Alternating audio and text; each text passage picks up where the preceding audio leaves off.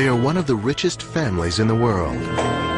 But what lies beneath the veils of the Saudi royal family? A dynasty that rose out of the desert. Ibn Saud is often seen as an Arabian Lawrence of Arabia, but he was better than Lawrence because he actually fought. A family of larger-than-life legends. Faisal is the person who actually propelled the kingdom into the modern era. A family whose wealth was built on black gold. It was this, the great national asset, that Faisal felt that the Saudis should take control of themselves. A family whose excesses make front-page news.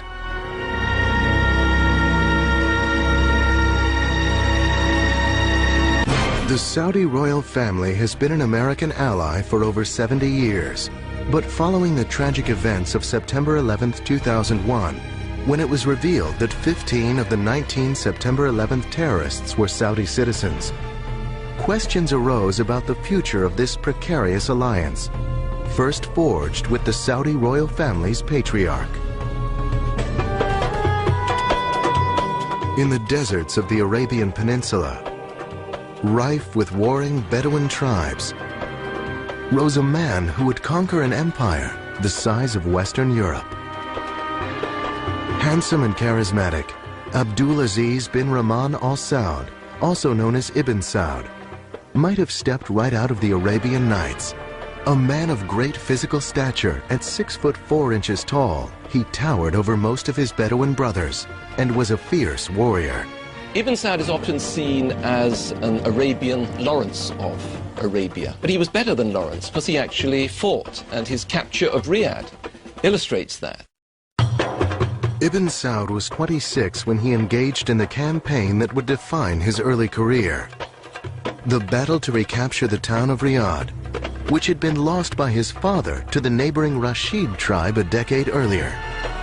In the pre-dawn hours of January 16, 1902, Ibn Saud and his warriors attacked the Riyadh fort and killed the governor. The garrison quickly surrendered, and Ibn Saud reclaimed his patrimony. But Ibn Saud wanted more than to be the ruler of a small town. He was a visionary who dreamt of uniting the constantly warring Bedouin tribes into one nation. Talking around the campfires, the Bedouin liked to joke about Ibn Saud. They said he's got two swords, a sword of steel, the one with which he conquered, and the sword of flesh, which he used once he'd conquered, and would marry the chief daughters of the tribe that he'd conquered, and thus bring that tribe physically into the union of the Saudi family. Ibn Saud would wed 22 wives and father 45 sons, 35 of whom lived through his lifetime. Ibn Saud's other means of ensuring loyalty were insisting that those he conquered become devout followers of the strict Wahhabi Islamic sect. They're the strictest section of Sunni Islam. Until the 30s and 40s, they didn't wear silk, they didn't have flowers in their gardens, they would never use perfume. They were Puritan, they were desert people, and they loved him. They had this fierce religious ideology, the willingness on the part of the Ikhwan, the Brotherhood as they were called, to die in battle. Almost a willingness, a wish to die in battle because they believed they were fighting a holy war. With the Ikhwan, Ibn Saud was able to conquer an area greater than Western Europe. In the early 20s, Abdulaziz Al Saud was able to really take the ideology of Wahhabism, and we might consider today that's the ideology of militant Islam, and to really make it into a political force in order to pull the tribes of Saudi Arabia together. His successes were great, but there would be deep personal losses too. In 1919, at the end of the First World War, Saudi Arabia was struck, as most of the rest of the world was, by the terrible influenza epidemic. They couldn't get medical supplies to Riyadh fast enough to save his wife, one of his most dearly beloved wives, and also his son, Turki, who was particularly admired by everybody who knew him as a future leader. It was a devastating loss. Yet having survived the epidemic himself, Ibn Saud was even more determined to complete his conquest. In 1926, he took possession of Mecca and Medina, the two holiest sites in Islam. This provided him with an important source of revenue, fees from the annual pilgrimage to Mecca called the Hajj. He charged Muslims to make the Hajj to Mecca. They had to pay a fee to be allowed into Saudi Arabia, and that's how he lived, frugally. By 1932, Ibn Saud had conquered the vast territory between the Red Sea and the Persian Gulf. He would name it after his family, Saudi Arabia, and proclaim himself king. However, the Great Depression of the early 30s put Ibn Saud's new kingdom in jeopardy. He watched as revenues from the Hajj dwindled. Far fewer Muslims could now afford the pilgrimage to Mecca. In 1933, when Ibn Saud was desperate for money, he was approached by a representative of the Standard Oil Company of California, offering to pay him $170,000 in gold to drill for oil. Ibn Saud actually said to the British ambassador at the time, "What do you think? Should I take this money?" And the British ambassador said, "Yes, take it, because there's no oil there anyway. They're paying you, these stupid Americans, money for nothing." He summoned someone, asked him about the oil well that was discovered, was told how much oil it was producing and what the oil was worth, and he asked, "Are we going to discover more?" And the other fellow, smiling, told him they're going to discover hundreds more. And he looked at him and said, "Cap it. There is going to be too much money, and too much money is trouble." And it took a great deal to convince him not to cap the first oil well. But before Ibn Saud even had the chance to enjoy this newfound wealth, World War II broke out, severely curtailing Saudi oil production. Many of the American oil drillers and geologists were called into active service. American oil production takes the national spotlight. Along with news of our fuel oil shortages comes the fresh warning that our known oil reserves will be exhausted in 10 years at the current... The war had dramatically diminished reserves in the U.S., and President Roosevelt recognized the importance of Saudi oil to America's future. As a result, Ibn Saud received loans through the U.S. Lend-Lease Act to see him through the war. On February 14, 1945, the king was invited to meet President Roosevelt aboard the USS Quincy. When Ibn Saud mentioned the severe pains in his arthritic legs, President Roosevelt quickly offered him his extra wheelchair. FDR hoped the king might offer him something in return, support for the proposed new state of Israel. This is something that Ibn Saud, along with all the other Arabs, had opposed strenuously. Roosevelt explained the terrible circumstances of the Holocaust and how badly the Jews had been treated by Germany and needed a homeland of their own. And Ibn Saud looked at Roosevelt straight in the face, apparently, and said, yes, it was a terrible thing. So why wouldn't the Jews be given a bit of Germany for their homeland? Because it wasn't the Palestinians who had ever done any harm to the Jews. The king received a promise from President Roosevelt that he would continue to be consulted on the homeland issue. But President Roosevelt died 2 months later, and President Truman later supported the UN resolution for the creation of the State of Israel without consulting the king. While there were some who felt, especially the oil people, that the old king, might retaliate by canceling the oil concession, he made it very clear to us that he was not going to do this. And so the question of Israel became an issue on which we in effect agreed to disagree. With the end of World War II, drilling resumed in Saudi Arabia. American firms have opened new fields abroad. Of these, one of the biggest and most important is Saudi Arabia. Beneath its blistering sands lies a near ocean of oil, whose potential reserves are estimated at 150 billion barrels. Standard Oil of California joined Texaco and Standard Oil of New Jersey and New York to form Aramco, the Arabian American Oil Company. With more capital for exploration, oil money came pouring into King Ibn Saud's personal treasury. This was a personal license to drill oil that Ibn Saud had granted in his lands. It was his money. And to this day, there is a sense in which the House of Saud consider the oil to be their own personal property. The sudden influx of oil revenues means a new role for King Ibn Saud. In time, the vast wealth produced would transform Saudi Arabia from one of the poorest nations in the world into one of the richest. It would also have a dramatic impact on the lives of the royal family. After World War II, millions of dollars began pouring into Ibn Saud's royal purse from the black gold lying beneath the Arabian desert.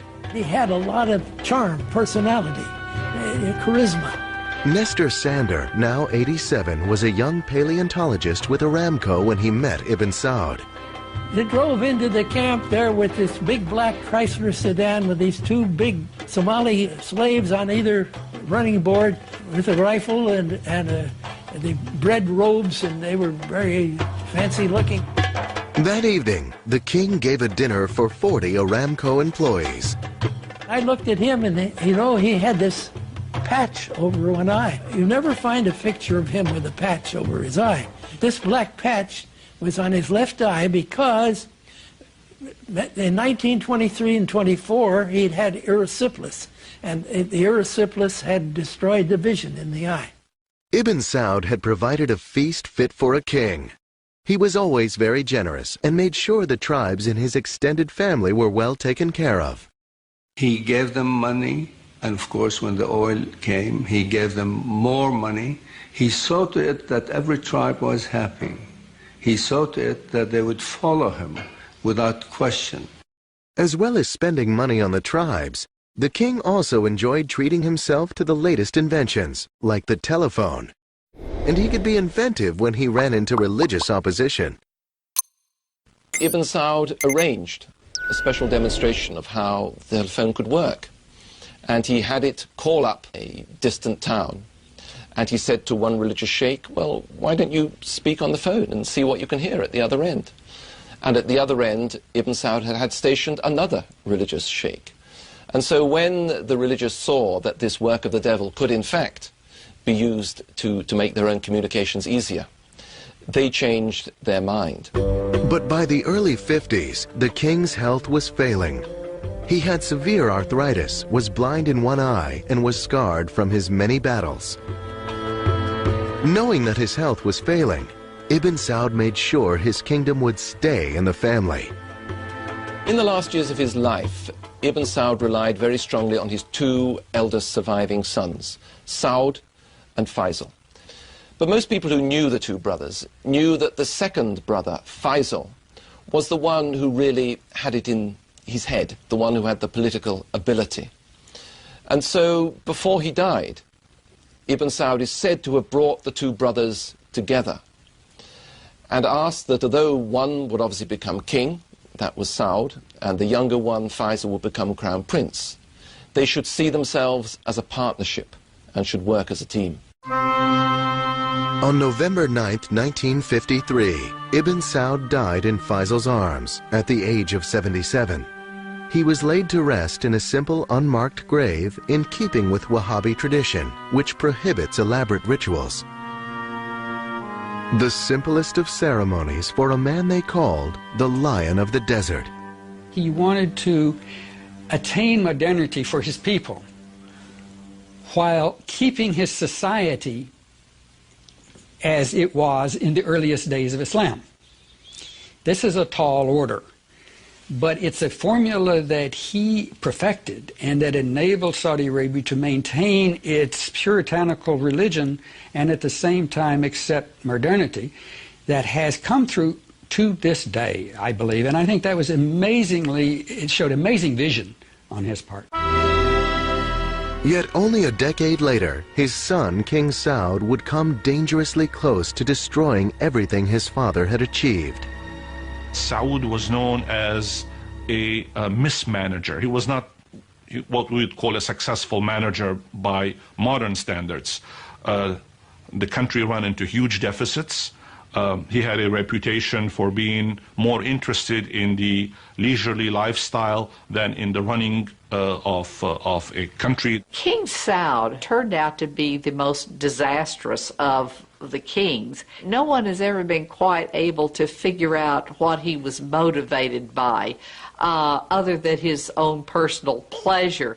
Saud eventually built 10 palaces and in 1 year ran up $5 million in food bills alone. He gave solid gold watches to visitors with his portrait. They became known as Mickey Sauds. Even with millions in oil money pouring into the treasury, the lavish lifestyle of the king had put the country in debt. The royal family was upset with his excesses and also with his support for Egypt's president, Gamal Nasser. They were worried about Arab socialism, and they were worried about Nasser's connections with the Soviet Union. The Saudis are deeply religious, consider communism, generally speaking, as atheism. President Eisenhower was concerned as well. To break Saud's infatuation with Nasser, in 1957, he enacted the Eisenhower Doctrine, which promised military and financial aid to any country fighting communist aggression.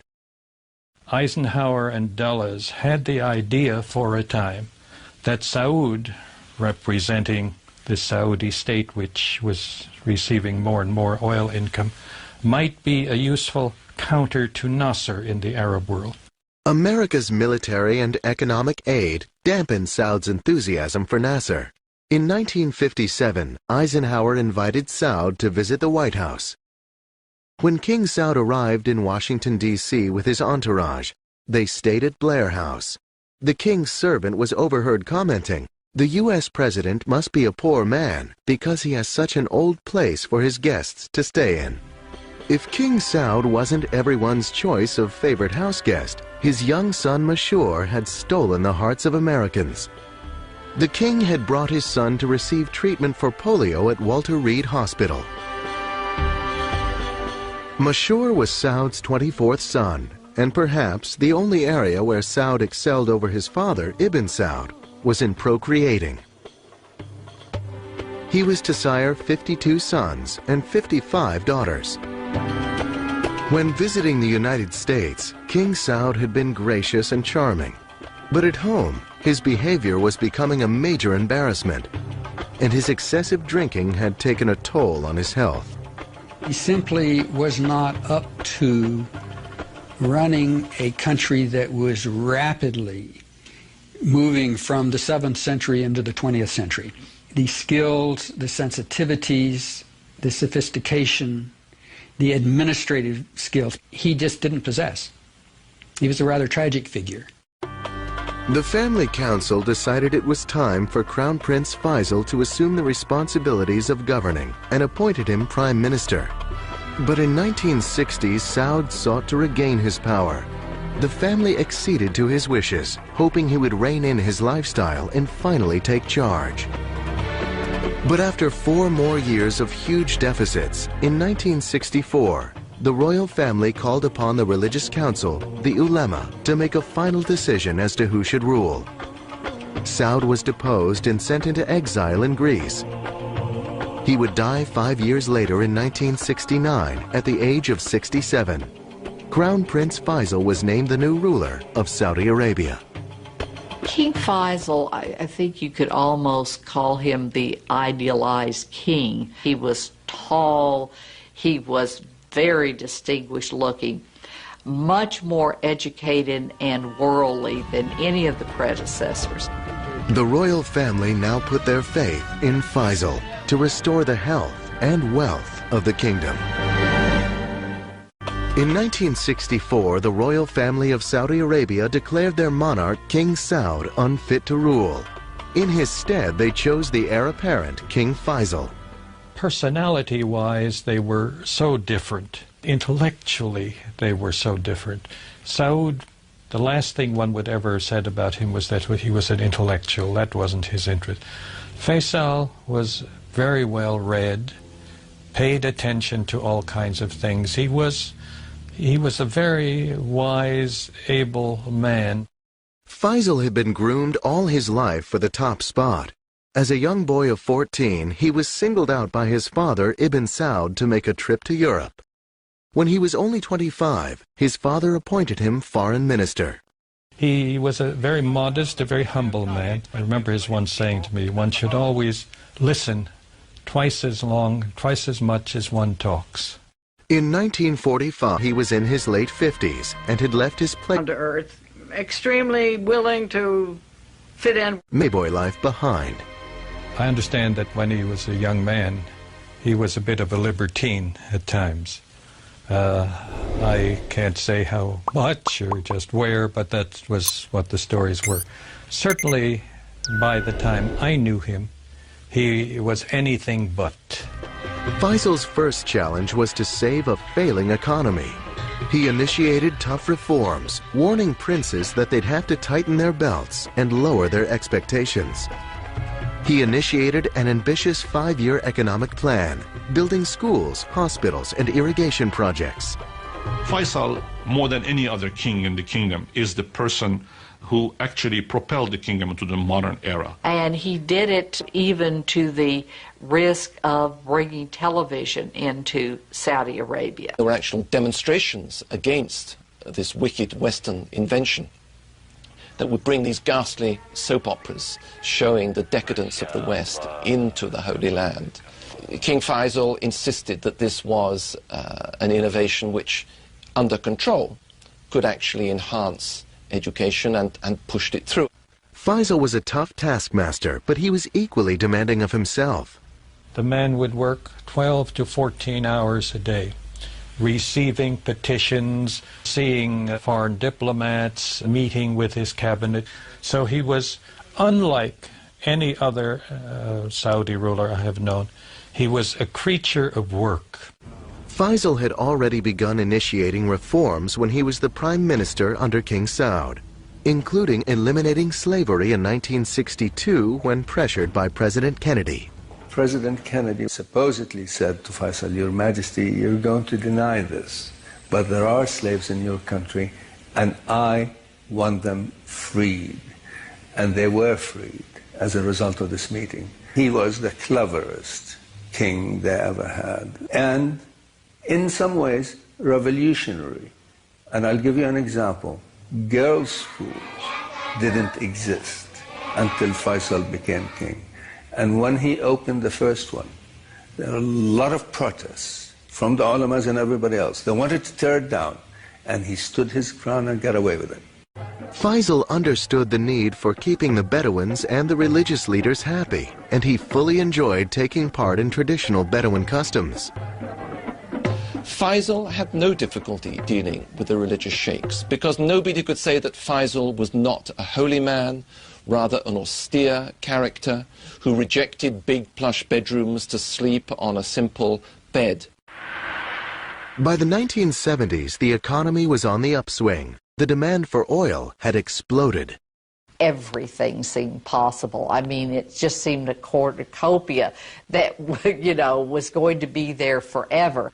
In 1974, Faisal directed his oil minister, Sheikh Yamani, to negotiate a 60% ownership of Aramco. Saudis started to run the oil fields. It was this, the great national asset, that Faisal felt that the Saudis should take control of themselves. It jerked Saudi Arabia out of this medieval past and threw them onto the center of the world stage because they were producing so much oil, so much money was coming in that they had to spend this money in order to keep the international economy going. Saudi Arabia seemed an oasis of prosperity and tranquility in the volatile area of the Middle East. In 1967, the six-day Arab-Israeli War broke out. He felt very deeply about Israel, very strongly about that. He always insisted he was not anti-Semitic, anti-Jewish, but he was anti-Israel. Again in 1973, fighting erupted. Egypt and Syria attacked Israel. During the hostilities, President Nixon promised Faisal he would be even-handed, but then approved a $2.2 billion military aid package to Israel. Faisal was furious. Having gotten this message that we're going to be even-handed, and 2 days later saying, and we're going to give $2 billion to the Israelis for military aid, was a breach of trust, personally. I think he took it as a personal breach of trust and reacted accordingly. And it was at that point that something in Faisal snapped, and he gave way to a very strong feeling that was generated by those around him, that the power of oil held by the Arabs should actually be used in this war. On his initiative, Saudi Arabia and the other OPEC nations declared an oil embargo against the United States. It was the only card he had to play. It was the only weapon he had in his arsenal that he thought would make an impact on America. Now, it did make a big economic impact on America, but it certainly didn't change American policy. In 1975, Faisal was at the height of his popularity throughout the Arab world. Then, on March 25th, he attended his weekly majlis, or public audience for those petitioning the king for favors. Suddenly, a young man rushed towards him. A gun discharged, and the king slumped forward. Faisal had been assassinated. The assassin, Faisal bin Musaid, was King Faisal's own nephew, seeking revenge for his brother's death. The assassin was the brother of a rather unstable prince who had been involved in demonstrations against the new television stations. Faisal had ordered troops to suppress these demonstrations. They had exceeded their warrant. They had shot a number of the demonstrators, including this young man. I was so horrified, still am, to think a man of that caliber, a man of that dream, a man of that desire to make things better had to reach such a horrible ending. When Faisal was killed, Saudi Arabia genuinely went into mourning. You know, the man who made sense and finally became king is gone. They knew nothing like him from within the family. They respected him. Only 3 months before he was killed, Time magazine had named King Faisal Man of the Year. Faisal's murder was the second severe shock to the House of Saud in only a decade. The royal family once again had to decide who should lead this vast and complex country.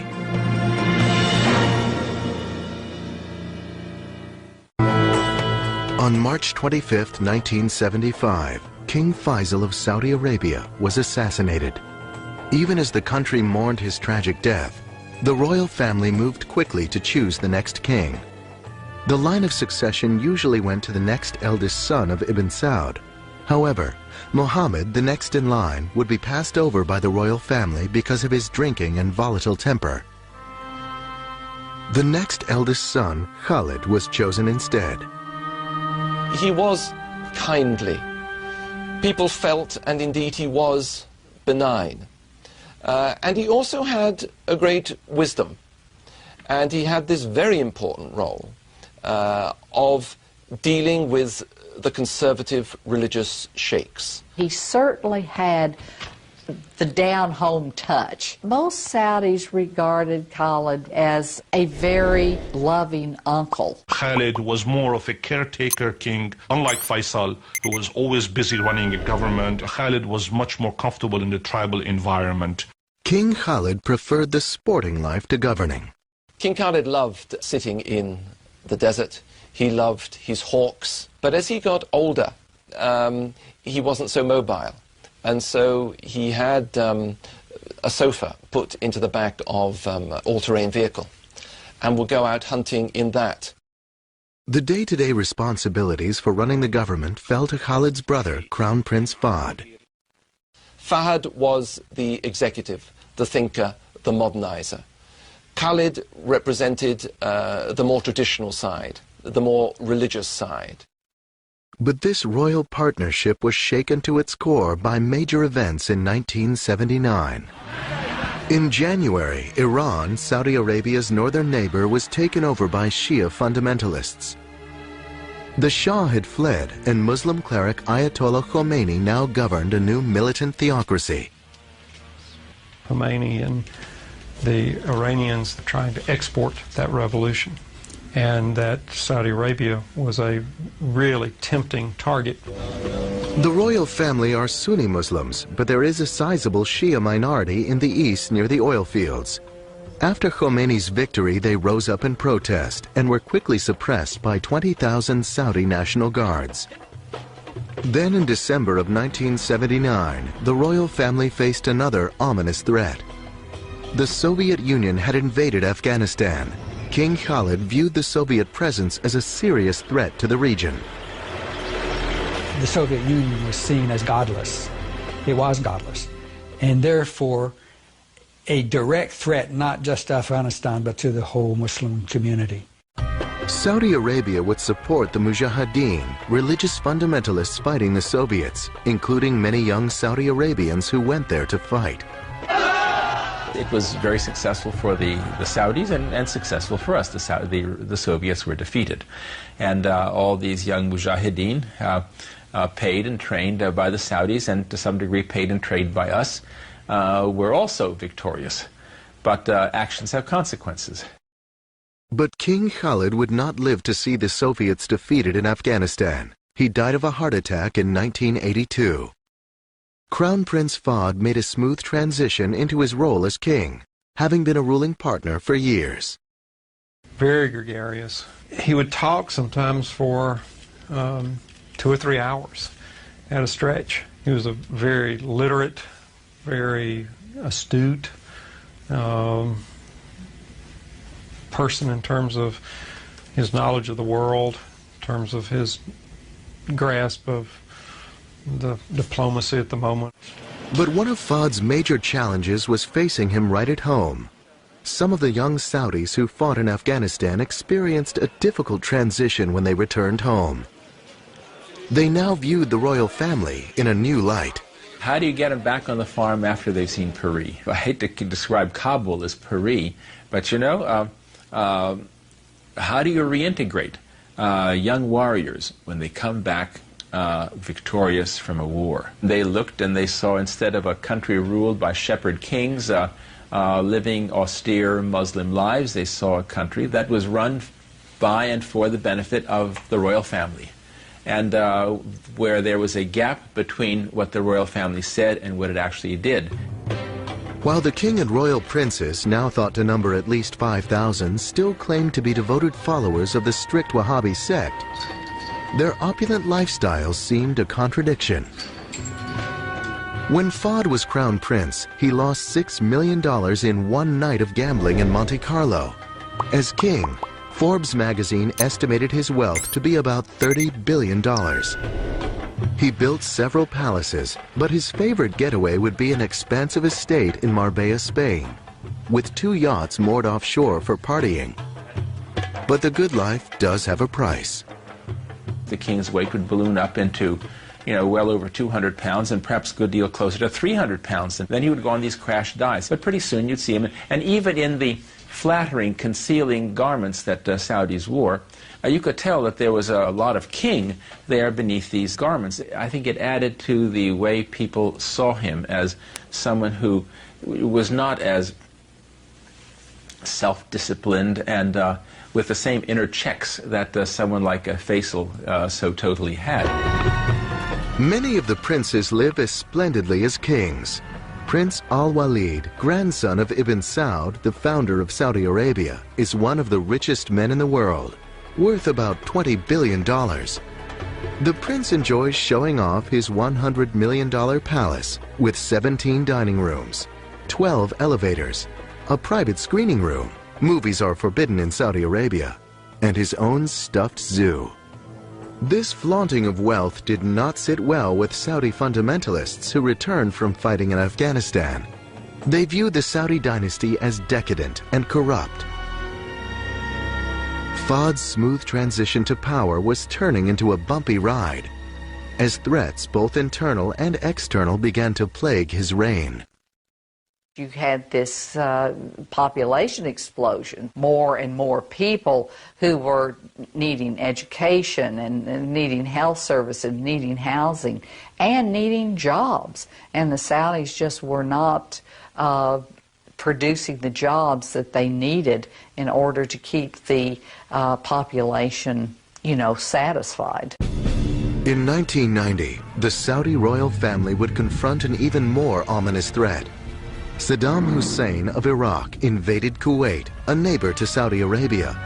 King Fahd feared Saudi Arabia might be his next target. In 1990, in a surprise attack, Iraq invaded Kuwait. King Fahd of Saudi Arabia feared his kingdom might be next. The king had enjoyed a close relationship with the U.S., but it would be tested during Operation Desert Storm. Along comes Saddam, scaring the daylights out of the Saudis. This is sort of like their nightmare about Khomeini, but having gotten a lot closer and gotten a lot bigger and nastier and more threatening. King Fahd gave President Bush permission to station U.S. troops in Saudi Arabia for Operation Desert Storm. But other Saudis weren't happy with that decision. Even taxi drivers tell you, we have spent hundreds of billions of dollars buying arms from the United States. Now, we're paying the United States to come here to protect us. We're paying twice. Why is this happening?